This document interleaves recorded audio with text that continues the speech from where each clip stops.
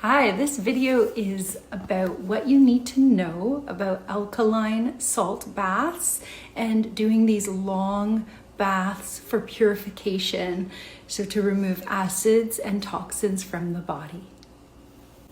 My name's Jeanette, Gin for short, and I've been working with a certain salt for the last 15 years of my life to purify my body on a regular basis. We accumulate acids and toxins throughout our lives, and we need a source to remove them. The skin being a semi-permeable barrier, what we put on the skin is how we bring the chemistry in, the outside chemistry in. Also, when we soak in alkaline water, some of you are familiar with the Dead Sea and why people do that, we will remove huge amounts of waste from the body. This video is comprised of 3 segments. The first is what you need to know about the pH of the water. The second section is about the temperature, what you need to know about the temperature of the water. And the third part is what you need to know about the duration in which to bathe this beautiful vessel, this beautiful temple to purify. So let's jump in. What do you need to know about the pH? Well, one of the salts that I've been working with for a very long time was formulated with the knowledge that the healthy mother-to-be's amniotic fluid is measured at 8 to 8.5 pH. So that amniotic fluid actually serves the purpose to cleanse the fetus while they're in the womb, because most people don't know, but this placenta barrier really is so not very existent. People think that there's this placenta barrier protecting the fetus from acids and toxins. If the mother ingests something very acidic or is under stress, this is impacting the new life within her if the amniotic fluid is not alkaline and can't be used as a bath, a detox bath.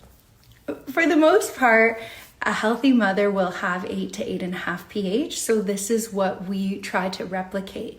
Now, if you don't have the salts that I work with, let me see, I have a bottle somewhere around here. If you can't access the P-Gensura Alka-Bath salts, or in German it's called main base, depending on what part of the world you're in.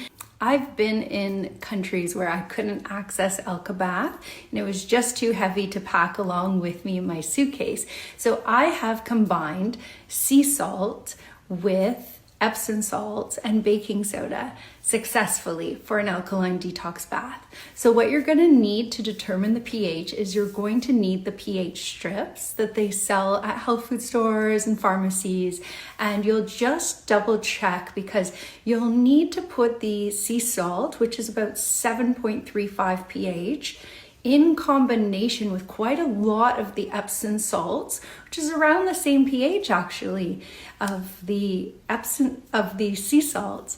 And then you'll need to add a little bit of baking soda. Be careful because baking soda is 10.5 pH. It's quite corrosive on the skin. When mixed with the other salts though, it'll basically bring them up slightly in terms. The baking soda will bring up the pH of the Epsom salts and the sea salts. However, if you were to use it on its own, it's just too corrosive. So making sure to mix and blend your salts in the water first, and then testing the pH, making sure it's 8 to 8.5 pH. Otherwise, the Alka-Bath is already formulated with this specific pH, as mentioned earlier, inspired by Mother Nature. You will notice that when you soak in the Alka-Bath salts, your skin will be very moist. It'll feel very nice. It'll be like baby soft when you're finished. This has to do with the special formulation with the crystals and the different minerals and such, but you get the same amount of detox using the combination I discussed. Just because you can access sea salts in most part of the world, Epsom salts and baking soda, so that is a nice combination there. However, it does leave me feeling a little sticky after, and it's not quite as beautiful in terms of how great my skin feels after the Alka-Bath. But again, it's how you can do it when you can't access the Alka-Bath salts.